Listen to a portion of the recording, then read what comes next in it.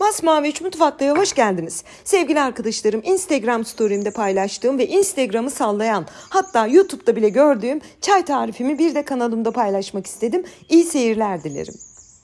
Tarifimiz için gerekli malzemeler: 2 tane zencefil kökü, taze zencefil, 2 tane kurkuma yani zerdeçal, Almancası kurkuma, Türkçesi zerdeçal, 2 tane limon, 1 tane de portakalımız var.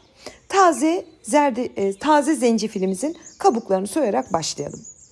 Hemen belirteyim sevgili arkadaşlarım, bu benim yıllardır yaptığım bir çay. Ben bunu Instagram'da story'imde paylaşınca bir de baktım Instagram yıkıldı. Bütün sayfalar yaptı, sağ olsunlar, hiç ismimi anan olmadı ama dedim ki çok istek var. Bir de kendi kanalımda bu bağışıklık güçlendirici, Allah'ın izniyle kış boyu ne grip ne hastalık hiçbir şeyin gelmeyeceği bir çay. Şimdi sevgili arkadaşlarım hepsini soyduk. Elimize bir eldiven takalım. Çünkü kurkuma renk veren bir bitki. O sebeple eldivenle çalışmanızı tavsiye ediyorum. Yoksa eliniz sapsarı oluyor. O renkte kolay kolay çıkmıyor. Kurkumayı yani zerdeçalın da kabuklarını soydum. Limonla portakalın da kabuklarını kalınca soyalım. İlk olarak eldivenleri çıkarmadan önce zerdeçalı minik minik doğruyorum. Bu arada eldivenler elime büyük geldi. Eldivenle çalışmayı sevmiyorum. Hemen bunu doğrayıp çıkarıp attım kenara, inanın ki. Çünkü elim mutlaka değmeli. Yaptığım tarifte bütün her şeye, enerji bence her şey. Eldiven kullanmak çok kötü bir şey. Hepsini minik minik doğrayalım. Zerdeçalı, limonu, portakalı elimizden geldiğince küçük küçük doğrayıp kenara alalım. Ben buraları hızlı çekimle geçiyorum ki siz canınız sıkılmasın. Portakalı da doğradım. Bütün malzemelerimizi doğradıktan sonra mutlaka 1 çay kaşığı karabiber ekleyelim. Ben taze öğütülmüş, yani robottan öğüterek ekledim. Mümkünse taze öğütün, yoksa da normal karabiberden 1 çay kaşığı ekleyebilirsiniz. Şimdi bütün malzemelerimizi mutfak robotumuza alalım.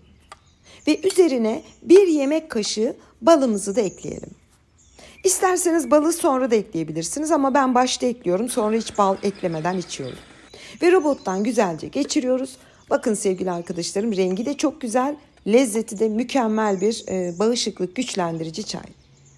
Şimdi bunu evinizde nasıl bir buzluk kabınız varsa ona pay edin. Yani önemli olan bir buzluk kabını kullanmanız. Ben havalı dursun diye gittim aşağıdan güllü güllü bir kalıp getirdim ama normal standart buzluk kabı da olur. Önemli olan porsiyonluk bir şekilde pay edelim.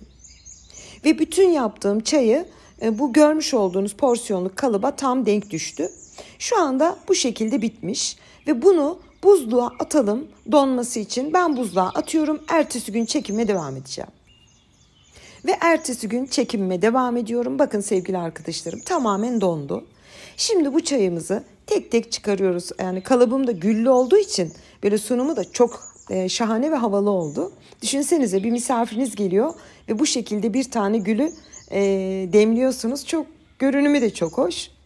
Hepsini çıkaralım. Şimdi sevgili arkadaşlarım, bunu İsterseniz bir buzluk poşetine, isterseniz de benim gibi bir buzdolabına koyabileceğiniz bir kaba koyabilirsiniz. Ben böyle bir kutunun içerisine hepsini koyup buzluğa alıyorum. İstediğiniz zaman çıkarıp demleyin. Demlikte demleyin, bardağınıza atıp demleyin. Nasıl isterseniz. Sadece şunu söylüyorum. Tabii ki önce Allah'ın izniyle bu çayı günde bir tane için, kış boyu grip, hastalık, herhangi bir enfeksiyon olma ihtimaliniz çok çok düşüktür. Çünkü çok sağlıklı bir çay ve çok lezzetli.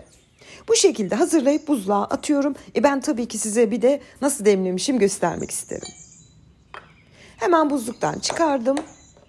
Bir tane porsiyonluk gülümüzü, yani bir küpümüzü demliğimize atalım ve üzerine de kaynayıp biraz beklediğimiz, yani böyle fokur fokur kaynayan değil de biraz beklediğimiz sıcak suyu ekliyorum ve demliyorum. Yani suyu döktüğünüz anda zaten böyle sapsarı bir renk çıkıyor. Bu kurkuma Yüce Rabbimizin bize armağan ettiği harika bir bitki. Onun rengi.